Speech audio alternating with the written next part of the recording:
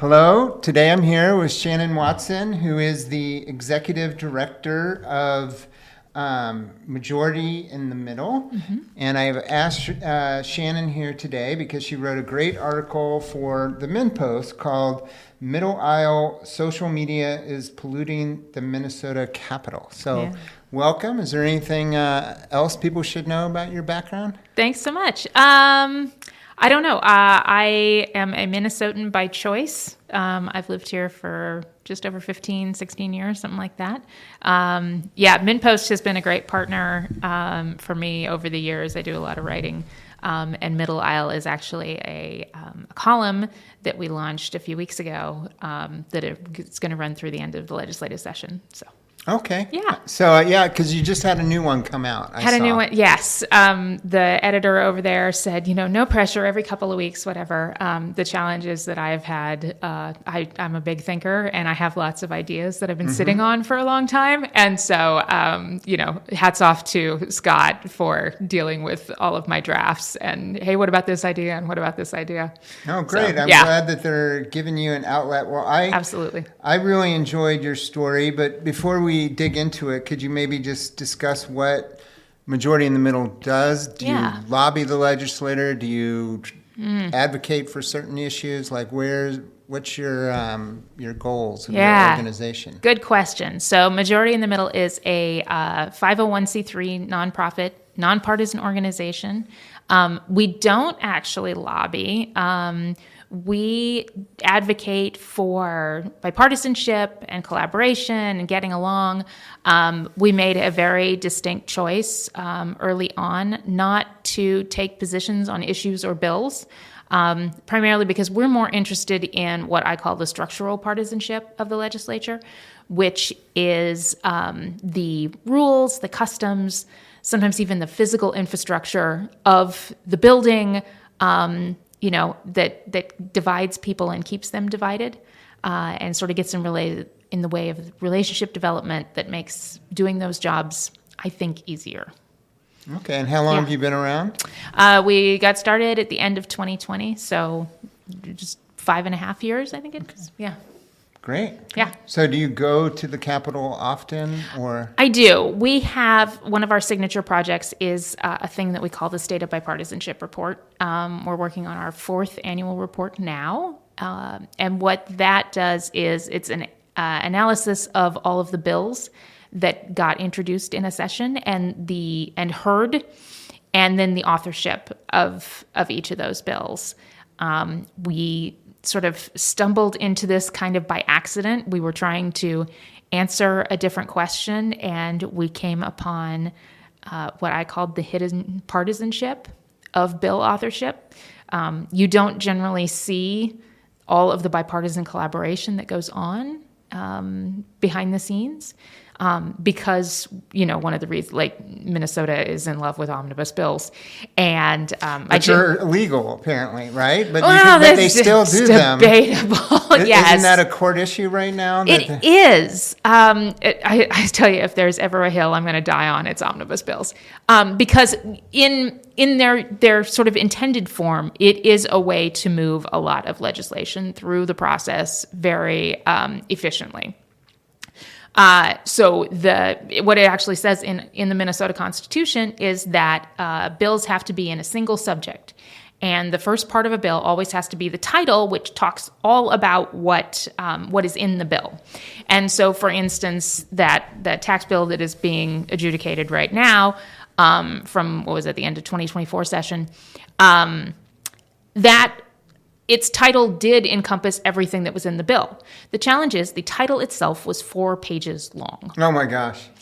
So technically it checked the box. But as a Ramsey County judge said when, one of the people or one of the interested parties sued over it, and he said, if there's ever an instance where something is sort of flagrantly violating this constitutional requirement, it's this bill.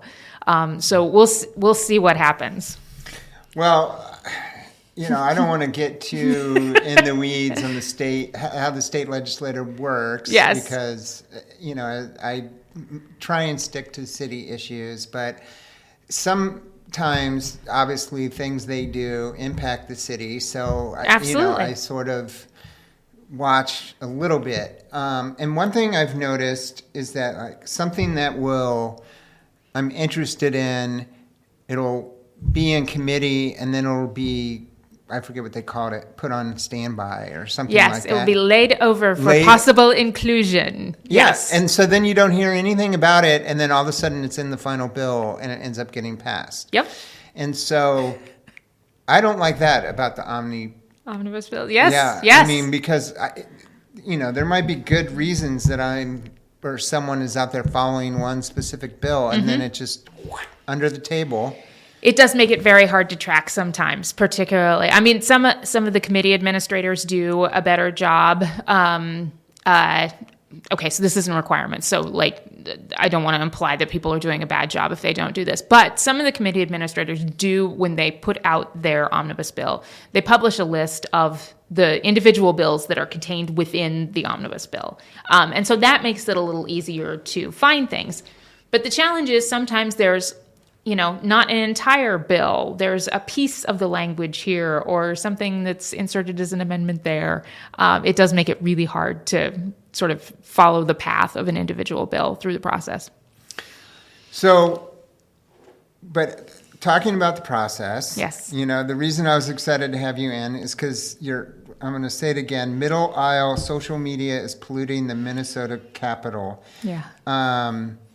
I thought it was really good, and Thank you. I just have some questions about it. So, what made you write the article? And I don't know if you want to maybe attempt a quick summary for people who haven't had a chance to read it yet. But yeah. What was it about, and what motivated you to write it? One of the things that we've been seeing over the past couple of years is because I spend a lot of time, at the legislature, since we're not advocating for certain bills and we're not taking positions on things, I spend a lot of time watching process and watching people and talking to, legislators and staff and others about, what are sort of sometimes the hidden forces that are acting upon people that make it either a good place to work or not. And the effect of social media is something that keeps sort of popping up over the years. And in the floor session before the legislature went on their Easter Passover break, there was a discussion about social media and how different posts and other things had brought harm to members. On the floor? On the floor. They were talking about this, yes. And this is members of both parties have had this complaint over the years. Members of both chambers, staff. And I think one of the challenges is that when, let's say you and I are colleagues in the legislature. If I post something about Terry being a terrible human being because he has this position on this bill that's not even necessarily your entire position, but my perspective on your position, that makes it really hard for you to work with me sort of in good faith. I mean, because, they're legislators, but they're also human beings. And then we have the structure. So that's not super helpful. At the same time, we have the structures of sort of the campaign arms of the legislature. So the caucuses and the caucus campaign arms, doing that sort of under a banner of the party. So not only it would be me saying Terry's a terrible human being, but my party caucus says Terry's a terrible human being and he has this position on this issue that's not even 100% entirely correct. That makes it almost impossible for you to work with anybody on my side in good faith. And so I think that's... So to summarize there, because now it feels like the whole party is ganging up on me. Absolutely. Not just one person. Yeah. And then sometimes that's correct. That's the intent. It's very much marketing to the next campaign. And I think there are some people who have said, well, that's just politics. It gets nasty and you have to be able to deal with it, or you need a thick skin or whatever. But I think the challenge has just become like, we have a choice in this. This isn't a force of nature or something that's just being done to us. It's something that we're doing to each other, and people have a choice in whether or not to do it. The challenge with any sort of culture issue is that sometimes it becomes so ingrained and so sort of normal that somebody needs to call it out and point at it and say, hey, wait, is this really what we want to be doing? Mm-hmm. So that's what I kind of tried to do with the piece. So there was a couple of concepts in there that I hadn't heard before. One, you talked about trackers. Yeah. So what did a tracker used to be, and why are we all now trackers? Yeah. So it was funny. I worked on campaigns in a volunteer capacity and in a staff capacity for about 20 years total. And so when I was early in my campaign years, early 2000s, we used to have people in the campaign, and their job was to follow the opposition candidate around with a digital camera and try to get them on video doing or saying something that my campaign could use. Mm-hmm. Both sides of the aisle use this. Everybody sort of used this. It used to be this job that was like, you had to have a really thick skin. You had to be really sort of brave because people did not like to see you. They ran away. You were sort of doing this kind of seedy kind of campaign job. I mean, there's all kinds of them. But with the invention and proliferation of cell phone cameras, we are all trackers now. We all have video around us all the time. And pretty much anything can be weaponized. And whether that's you actually did something, quote unquote, bad, or you made a joke and it didn't land, or it can get twisted, or, you said something stupid and, we don't seem to give the people the benefit of the doubt anymore. So we're all sort of trackers now.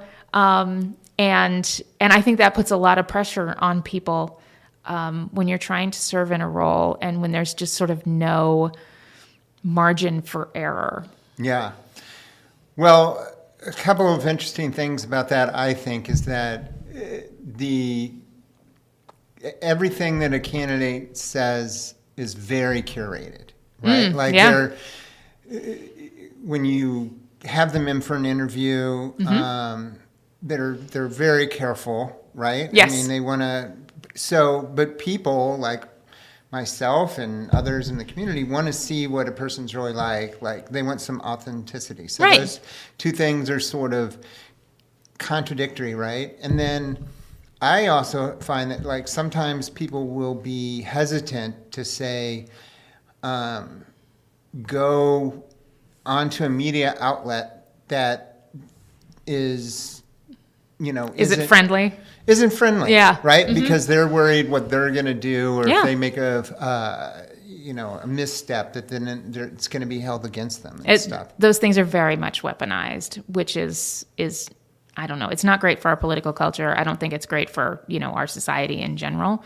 But that is the situation that we have. And then we have, staffers and campaign operatives and even candidates who have learned that by amplifying these things and taking advantage of, your opponent's missteps, in some cases, that can be career defining for you. Mm-hmm. And I feel like with particularly some of our young people, we are teaching them how to troll because what is rewarded is what will continue. Right. So when you say something negative or make fun of a candidate, it's going to get a lot more likes than if you, give a reasoned description of a bill or what's at stake. That doesn't really get you a lot of juice online, as opposed to sort of moral outrage. But, people like, say, AOC, I think, mm-hmm. like, she has this huge following. Yes. And I kind of feel like there's other candidates and other people sort of aspire to that level of influence that she has through her. And so what I've noticed, especially with this recent legislature, but because of, in particular, I think what happened during the surge, where you had a lot of individuals out in the street kind of trying to document things, I feel like I've seen a lot more, especially state representatives and Senate people, really pushing their own bills and trying to sway people through social media. I don't know if I'm just paying more attention or if the number of people actually doing that has increased. No, I think you're right. I do think one of the challenges with our legislature right now is that our House is tied. So there are 67 Republicans and 67 Democrats. And in a normal legislative situation, you would have a clear majority party and a clear minority party. And part of structural partisanship at the Capitol has to do with the roles of people based on whether you're in the majority or in the minority. One of the situations where this is so weird is that because there is no specific majority, and when you're in the majority, your party chairs all the committees, you have the better offices, you have more staff, you kind of control the agenda. And if you're in the minority, you have a couple of choices. Some people do, from the minority, work in good faith to try to make the bills better that the majority is going to pass because they have the votes to do that. And then there's also this, like, how can we throw sand in the gears? How can we try to make people take bad votes? How can we, just like, okay, we're not going to get our agenda accomplished, so at least we should get our messaging agenda accomplished.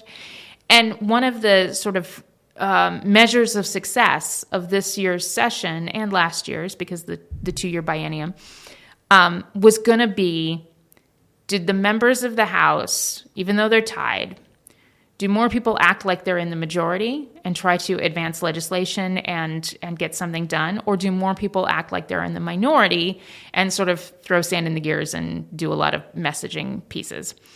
Last year, I would argue it was more the former. There were a lot of people who legitimately worked together. I mean, they had to pass a budget, so that's constitutionally required.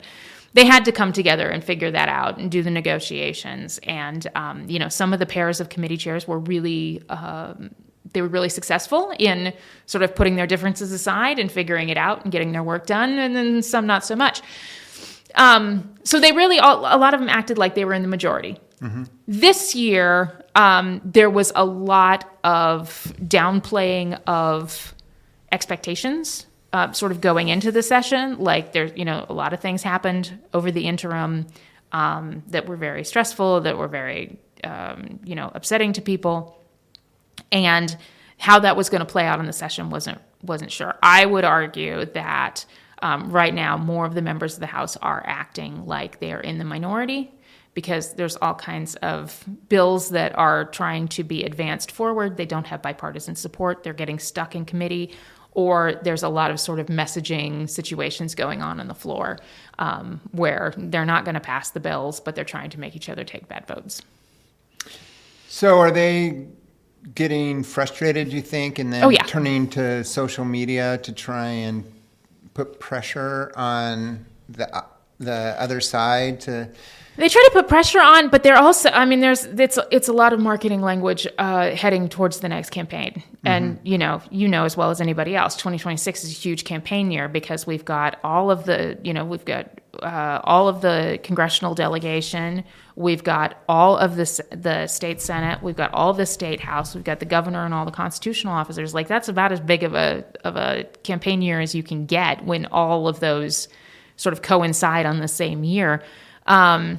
So there's a lot of sort of understanding that, okay, we may not get a lot done right now because we're stuck in this tie. So what we're going to do is, aim for the next campaign, because what is important organizationally, again, is being in the majority, because you have sort of an outsized amount of power if you're in the majority. So that's what they're aiming for. So one of the things you discuss in your article is this concept of moral framing. Mm-hmm. Could you define that? What do you mean when you say that there's a moral framing taking place? I don't have an exact definition, but I would say when we talk about policy in ways where there's supposedly an absolute right and an absolute wrong. So anytime we talk about a budget being a moral document or something being a human right, I struggle with those a little bit because one of the challenges with sort of staking a moral position and saying I'm on the right side of this. I watched a couple of years ago somebody who, and I won't throw them under the bus, but I watched them take a very sort of hard, this is the only moral way to do it. And then they got to the end of session and they had to sort of negotiate back down out of that position. And it was incredibly difficult to do that because they had sort of drawn a line in the sand kind of for themselves. Mm-hmm. And that wasn't going to happen. So I think sometimes when we frame things as absolute right and absolute wrong, or that I don't know that there's yeah. So it seems to me that that's kind of a two-way street a little bit. Like when you're in office, there's all these different groups. Mm-hmm. Right, that are very adamant and contact you, and they want you to take a hardline position. Yes. And they will do letter writing campaigns. They'll go out on social media and be very clear exactly what they expect you to do. So then, and they're only voting for candidates that are taking the most aggressive positions. Yeah. Yes. So as a elected official now, even if you, say, wanted to be more of a politician and work through some of these complicated issues, you're kind of hemmed in because all the people that got you there because they expect you to be a hard line on whatever their particular issue is. Mm-hmm. One of the things that I remind people is that there is no elected official in this state that was elected with 100% of the vote. Mm-hmm. Even people who run unopposed. I used to live in a district here in Minneapolis that my House rep ran unopposed. And she won her race with 93% of the vote, running unopposed. That means 7% wrote somebody else in so as to not vote for this person, and that doesn't necessarily have to be malicious or whatever. But elected officials have a responsibility to, in a democratic republic that we are, to not just represent the interests of the people who voted for them. Their responsibility, in my mind, is to represent all of the people that are in their district. And so I, would counsel my representative, like, you got to think about the 93% that got you here, but you also need to think about the 7% that didn't. And why didn't they? And so depending on the district, that's a little easier or harder to kind of wrestle with. People who represent what I call more purple districts, where the margin of victory isn't that big. They have a little more. They have an easier time with that concept, but also because they have to be able to. I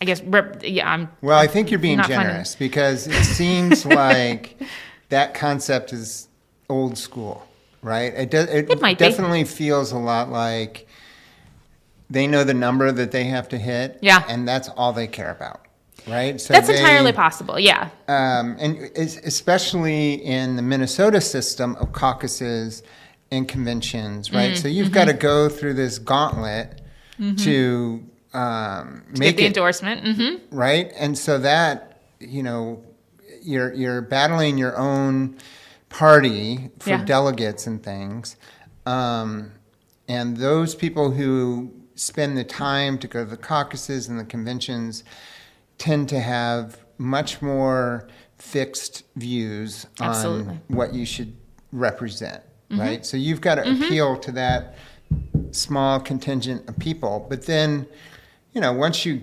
get through that gauntlet, the idea, I guess, would be that in the general election, you would try and broaden your appeal. And it just... Or even in a primary, Yeah. I don't necessarily. So there was, since we started this off with op-eds, there was a sort of what I call a 3 times yes and.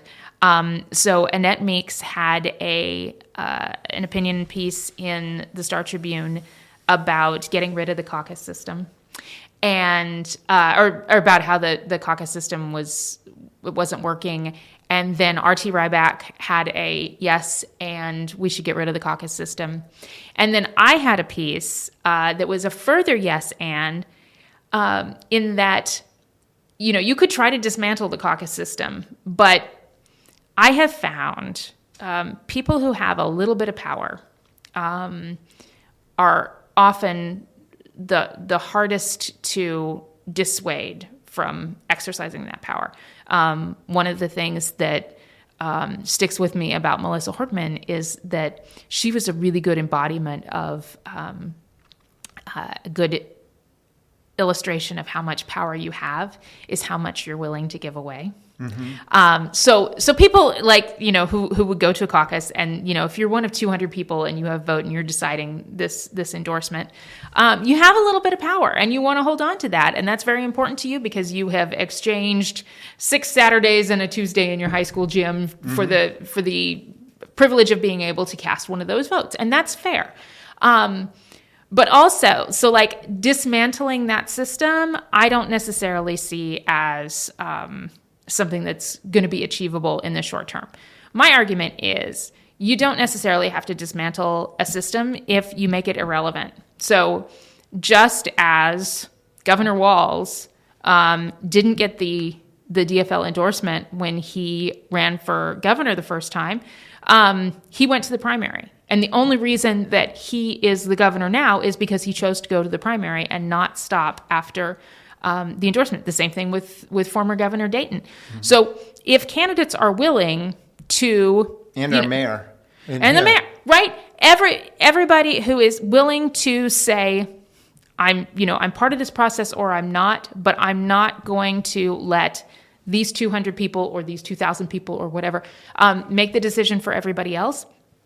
If you're willing to keep running to the primary, then I think you've got a better shot of having a more diverse electorate weighing in. So this last city election is pretty much the most involved I've ever been in the caucus type level. Okay. And one of the things that really struck me is that it's already kind of decided before the caucus happens, right? Like, people show up, they've got, advertisements for their candidates on all their chairs. I mean, it seems like, kind of like with the general election where that 8% of undecided voters is determining things still, right? Same, because there's such if you have the money and the campaign, you're calling you're getting your people into those caucuses to vote for you. So it's minds aren't being changed in the caucuses. I feel like, make it a lot shorter and don't even have speeches because nobody's listening, Right. In some districts, it's absolutely that. In some districts, as you know, there's sort of a tussle for the endorsement, and whether or not that they have one is even a question. And so that's another way that social media is playing a part, I think, is that not only is it messaging, it's also organizing, right? Like you'll see, come to my training for the caucus, and stuff like that. And I would say that's not necessarily an unfair sort of advantage. It's just, people who are good at that process. I think, if you can use the process to your advantage, then there's nothing sort of malfeasant or malicious about that. It's just like a very small version of what you're doing across the city or across your ward. But the thing about social media is that for the most part, people read something they don't know. You can kind of fall into this trap where it's like, well, if someone else puts this out here, then there must be a lot of people that believe this, right? Like you don't really know when someone's, say, posting an endorsement of a candidate. How far that reach goes, right? Like, and you can, it gives people a type of power, right? That they can maximize their influence out there. And even though the position might be really way out there. Yeah. All of a sudden people are like, oh, this has got a home. And, that sounds, maybe I'll just go along with these people because, they obviously have an audience. Part of that also has to do with our echo chambers. Human beings are sort of genetically coded to form our in-groups and out-groups. We are coded to divide. It's part of our evolution. We have done it forever. We still do it forever. We sometimes do it when we don't even know we're doing it. And actually, that's one of those things that I have learned along this journey that gives me the most comfort, that a lot of division does not come from, sort of malicious intent. It comes from we're human beings. But when we do those groupings, if we only listen to the people who are like us, that gives us a false sense of, everybody must think this way. Good example of that, not this last mayoral election, the one before, where there was the really, the very explicit "Don't Rag Jacob" thing. It was pretty explicit this time around, too. Well, yeah, they didn't use the same language, but yes. So the... election night that night, I was watching Twitter, and there was a friend of mine then who was very much involved in the Don't Rank Jacob camp. And I remember him posting after the first, round of results came down. I mean, the mayor didn't win outright. He had 42%, I think it was, on the first ballot. And he posted this friend of mine posted on Twitter, I don't understand what's happening. Literally no one I know ranked Jacob. And it was like, okay, see, that's the challenge, is because you thought it was going to be a landslide for your candidate because within your own bubble, which are enabled by the algorithms and by the sort of back end technology. But also when we just do that, also, the more that we see something and become familiar with something, the more we like it. That's another trick in our brain. The more familiar it is, the more positively we see it. So if you have somebody who only shows up in your feed one time, you're like, okay, that person is unfamiliar to me. But if you see that, your neighbor has endorsed this person and this other friend has endorsed this person, like that repetition, it also acts on our brains to make us think, okay, this is better because I'm seeing it a lot. It's fascinating. Some of the psychology and the brain chemistry is really, really interesting. Well, they've definitely figured it out, right? I mean, Facebook and Google just lost that big lawsuit in New Mexico, and so their products are certainly addictive, and they understand how our brains are working. I mean, I hope with this podcast and newsletter that I'm breaking through a few of those bubbles. Because I think that there's a lot of ideas and possibilities for solving problems that aren't getting a lot of press, right? Because they don't necessarily fit into a neat bubble. Yeah. There's a lot of nuance. Yeah. So what incentives do you think would work to change kind of the system that we're on? So there's obviously there's an incentive to participate in these bubbles. You feel like you're in the in-group. Right. It feels, and I'd like to hear your opinion, that not only are candidates putting out their message, like, hey, I like this position, but they're listening, they're watching their social media, and it's like taking the pulse of their electorate, if you will, by what others are. So there's this incentive to essentially communicate complicated issues through two sentences. Of course. And, the candidates, the leaders there's this feedback loop where, like, if they say, I like this, and then their groups say, oh, yeah, that's a great idea. And then they're like, we're on to something, but there's all those people who aren't part of that conversation online, their opinions aren't getting heard, right? Yeah. Like, basically no one over 50 is being heard. Right? Well, I'm 51, so I hope that's not actually the case. But no, I hear you. Like, but they're not primarily they're not getting all their news and information from Blue Sky or Twitter or Discord. Yeah. That's one thing I've learned recently is that people aren't even on these public. And Signal is a good example, right? Like, people are in their own little non-private or their non-public group trading information, and there's absolutely no way to know if what is being told is accurate. If anyone's done any sort of fact checking on it, there's, and so you sort of end up with these flash mobs that may or may not be based on good information. Right.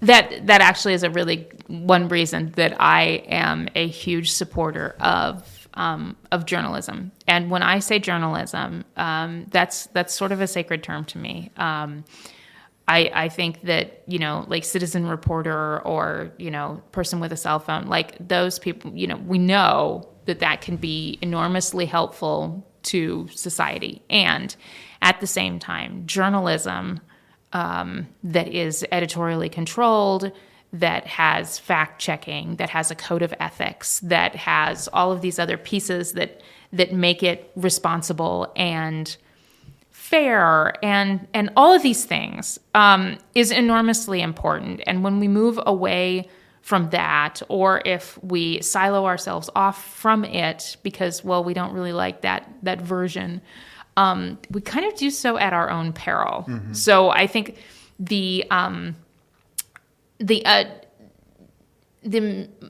number of places that you can get your information, diversifying those as much as possible is really important. So, obviously I read MinnPost, I read the Star Tribune, I listen to NPR, but I also Better Minneapolis, Minneapolis Times. Shout out to David Schultz. I read all kinds of different things on purpose, because it's really important to diversify that experience and make sure that you're not just seeing one sort of particular thing, and then also trying to diversify our own social circles and our professional networks and all those things. And it's really, it's easy to say, it's difficult to do, primarily because if you're already in a silo and in an echo chamber, you might not necessarily know.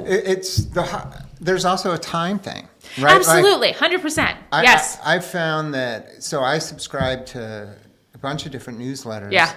It takes me hours in the morning to go through just my newsletters, and not everyone has.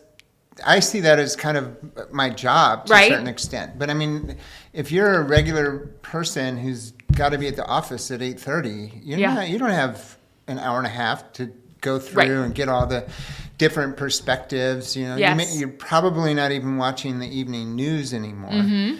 But I hear you when you say and I have struggles with this. Yes, you want that editorial overview. You want sort of that wise editor who's saying, no, work on this story some more. Yeah.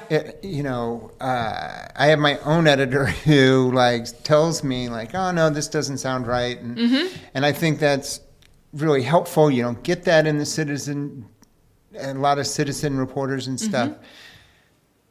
However, I think the concept that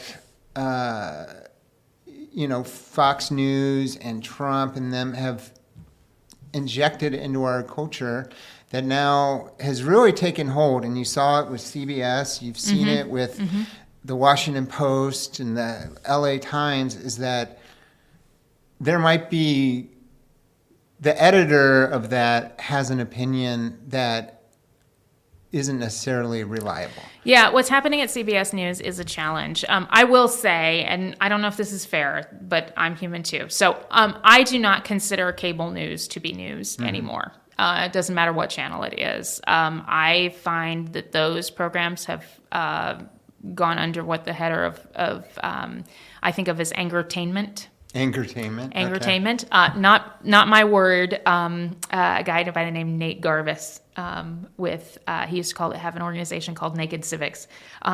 Nate has been ahead of me for about 15 years, for 15 years now. But he coined that term, angertainment, and that's what I think that a lot of the cable news is. It is a form of entertainment. So I do think, the Washington Post, I know a couple of people who work there. They are trying very hard to maintain their journalistic integrity and balance that with the reality of the business model of news being a problem right now. And when you do have an owner who does try to put their thumb on the scale, that can have an impact, and not always good one. I think luckily that when those kind of things come to light, the public pushes back, and if it is a business, then sometimes those are going to have the intended outcome of, okay, we'll change what we're doing because of the business model. And then sometimes it won't. It will go the opposite direction. And I think that's, sort of furthering the silos even more. So that's a challenge. So lots of problems. just to circle back to our current situation with politicians and social media and these silos, what do you think would be helpful to change? Like, what new incentives could kind of mitigate the hyperpartisanship we're seeing? Is there, I guess, is it just going to get worse?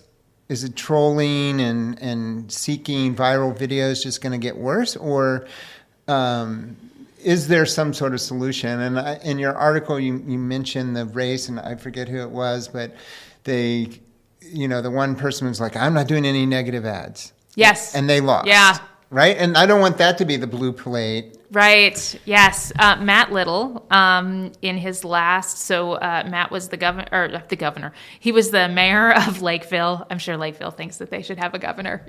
Shout out to the mayor of Lakeville. He was the mayor of Lakeville, and then he ran for state senate, and he was a state senator for 4 years. And then when he ran for re-election, he ran against now Senator Zach Duckworth.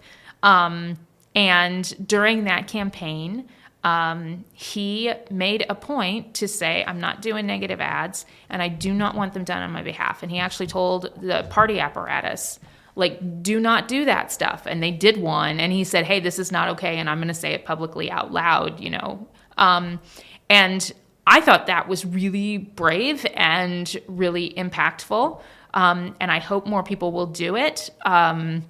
And some of those has to be, on their individual kind of things.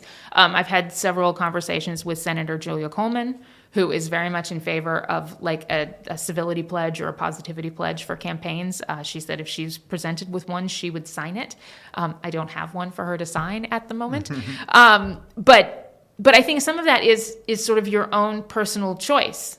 Every candidate can make their own pledge or promise or strategy or whatever, and I think the sort of saying, hey, I don't want this done on my behalf either, because a lot of times those things, the really negative stuff is outsourced. Well, and that's the official. I mean, there's still there's always going to be surrogates, right? Absolutely. Regular citizens who have big audiences, and they kind of can do the dirty work for you when you can say, Right. I didn't have anything to do with Right, that. and there will be people who say, yeah, I'm not doing this, but I think the thing that was different that Matt did at that time was publicly said, the party is doing this, and I do not want them to, and I'm telling you guys, not only just behind closed doors, but publicly, do not do this.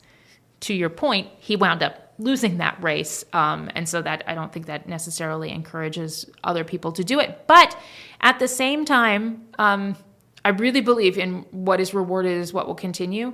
And so when 80% of people say they want our politicians to get along, they want elected officials to work on solving problems instead of just spending time on social media.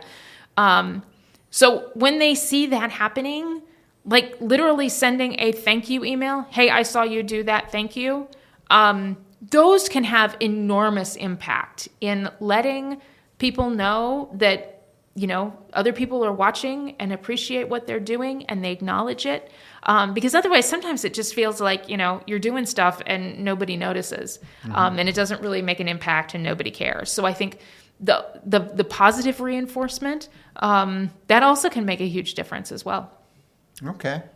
So what do you expect to see in the next 5 months here and moving into November? I mean, is the social media atmosphere just going to become more toxic, or what do you expect we're going to see over the next 5 months? I think there's a couple of pieces. I think campaigns tend to get ugly anyway, and so that would lean into that kind of thing. Then, the ironic thing is, I'm sorry, but to go back to what you just said about,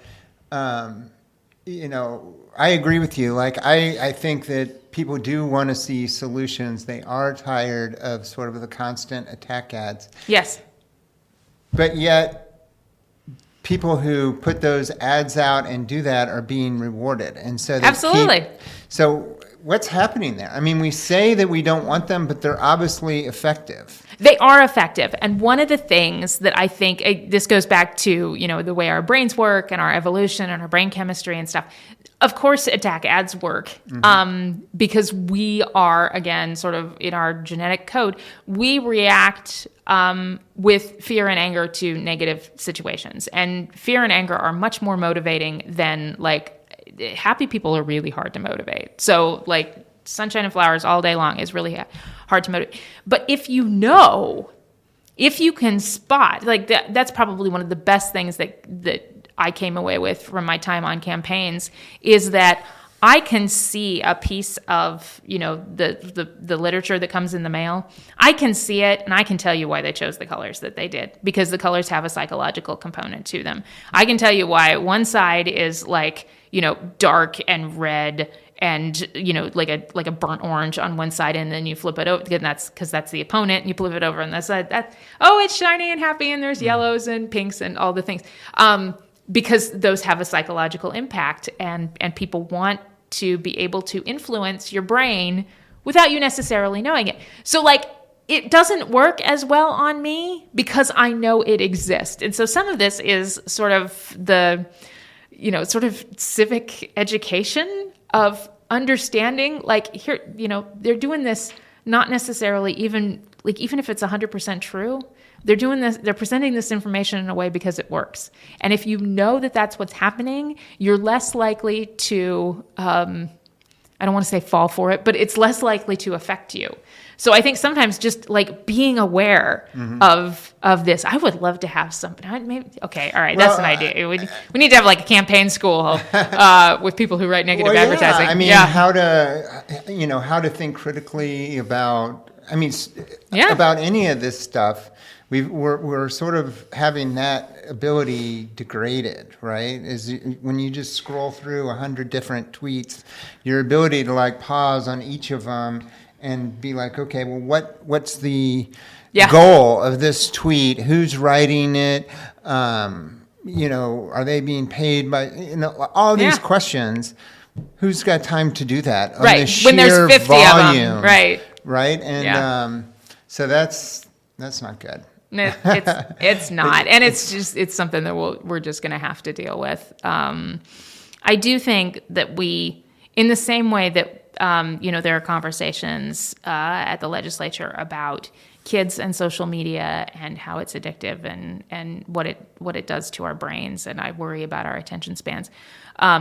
I do think some of these conversations about how we are talking to each other and what it's really doing to our culture. I had somebody ask me, are you advocating for self-censorship? And I absolutely am. Mm-hmm. In the same way that... what do you mean? Like I shouldn't go on social media and say something negative? Is that... Yeah, or just oh gosh, what was the thing? Subliminal advertising. Do you know what I'm talking about when I talk? Right. So it was a thing that came up in like the 1950s or late 50s, early 60s, where they would have a commercial for a product, and one frame of the film, because it was film back then, would flash on an image. It would just be one frame would be a different image, and it would move so quickly that you wouldn't necessarily know that you saw it, but your brain would know you saw it. So you're watching a commercial for, the twins, and suddenly you're hungry for Cheetos. Right. And you don't necessarily know. You just think, hey, I'm hungry for Cheetos. I'm going to go get Cheetos. Sorry, Cheetos. I feel bad that you're getting used in this analogy. But... should use, what would be a good analogy is Nutella. What? Did you see that float? They were doing a live interview with the astronauts, and like the Nutella wasn't tied down, and it just floated across the camera. Yes, I love that. Not subliminal. Yes, but, right. Yes, but like that. So subliminal advertising, like that, isn't legal, and we have set like. Obviously, it could be, part of free speech or whatever, but that isn't legal because we know it was damaging and it was sort of psychologically manipulative. In the same way, I think some of the way we talk about people, some of the ways that we frame issues, some of the ways that we, deal with social media and whatever, it is free speech. And it is harmful to culture speech. And so I do think we need to have some conversations about that. What about limits on age limits? So like Australia has banned 16 and under. Should we have that in our schools here or not, do you think? I don't know. I'm careful about that because, again, there's a bill that talks about those things at the legislature, and my organization doesn't take positions on bills. That being said, I myself... I already mentioned I'm 51, so I went to high school in the late 80s and early 90s. I thank my lucky stars every day that I went to school before social media, because I have zero doubt that if Facebook had existed when I was in high school, I would have completely ruined my life. Mm-hmm. I absolutely would have. So I have a lot. I don't have kids, but I have nieces and nephews, and I have a lot of empathy for what they are having to deal with. Because again, your brain is just not ready. Well, and you're talking about the power of in and out groups. Mm-hmm. You don't even necessarily have to be the subject of bullying, which is a terrible thing anyway. Mm-hmm. It could be as simple as, my friend sent a bunch of pictures of an event and no one told me about it. Right. And you realize you're on the... so there's just so many insidious... and all those things, I would say, existed before social media, but they've been multiplied. Absolutely. Now. Yeah, it used to be, I don't look like this person in a magazine, and now it's, I don't look like, these 14 of my friends, but with a filter. It's those kind of things. So yeah, I worry about what we're doing to kids. One of my sisters has banned social media for her kid. He's only 8, I think 8. God, I hope I don't get that wrong. And I would think a lot of people who, came to social media late, parents. Yeah. Didn't necessarily recognize. It was such an experiment to hand everyone a phone, and more than the phone, the social media apps on it, and just say, go at it, right? I mean, with no warning label. I mean, absolutely. You need to have somebody younger than me on the podcast, is sort of a digital native, to talk about what it felt like to go through school with social media. Yeah. I would listen to that because that was not my experience. Okay. Yeah. All right. Well, this has been really interesting. Is there any topics that we didn't cover today that you'd like to touch on before we I think there out? are many, rabbit holes that we could go down, but we'll save those for another episode. The one I'll add my own little thing. Yes. The one thing that bothers me about the politicians and the candidates going on and doing their own recaps of events or talking about events is the flattening aspect of social media, right? Mm-hmm. Like if you watch all 30 seconds of what they have to say or a minute, it's never enough time to hear other perspectives, to understand like the downside maybe of a certain policy, because every policy is going to have some downsides. Yep, absolutely. They never talk about any of that, and so it really does feel so much more like propaganda rather than education, right? Well, and that's why journalism is important, because there is skill in watering down a hour and a half committee hearing to a minute story or a 600-word piece. Yeah. Journalism has a bias towards fairness and a bias towards conflict for a reason. Just normal people on social media don't have those same kind of constraints. A perfect example of that is, I watched the whole Trump speech about the war yesterday. Okay. I did not. And my wife won't watch it. But trying to boil down because it's not just the information I had, it was the experience and what it did to me to watch that. Mm-hmm. And just the sort of awe to a certain extent of like, wow, this is really happening. It just seems so surreal. And then to be able to break it down for my wife, because I could tell her a couple little snippets of what was said that I found so outrageous, but you really need that. Watch context. The whole. First of all, when does he stop talking? It's like an hour or whatever, and when you sit down to write it, the editor is going to say, okay. And I was very curious to read the coverage of it in the papers and things. And it never does it justice. Even the good reporters, it's so hard to do it justice because it's so outlandish. And, the Times got criticized quite a bit because they didn't, talking about social media, we're being led by someone who gives us directives via some platform I've never even been on called Truth Social, and is laden with curse words and stuff that the Times won't even... Right. So they got a lot of criticism for rewording that so that people didn't quite understand how out of bounds what he did was. And there's definitely an editorial choice in, do you quote something directly or do you, downplay it a little bit or sanitize it? That is definitely an editorial choice. I mean, because to your point earlier, like some candidates, like say John F. Kennedy and stuff, where people might have known that he was having an affair. Right? And they didn't necessarily write about it because that was taboo at the time. Yeah. Like now it feels like that would be all over the place, right? There would be someone taking a picture. Oh, constantly. Yes, that's the thing. I mean, all of us are, spending so much of our time online / in public. That's the other piece of social media is that candidates can, they can do their own broadcasts. They can, release their own information in their own words. They don't necessarily need the gatekeeping of traditional media anymore. I think sometimes that's good, and sometimes that has unintended consequences. Yeah.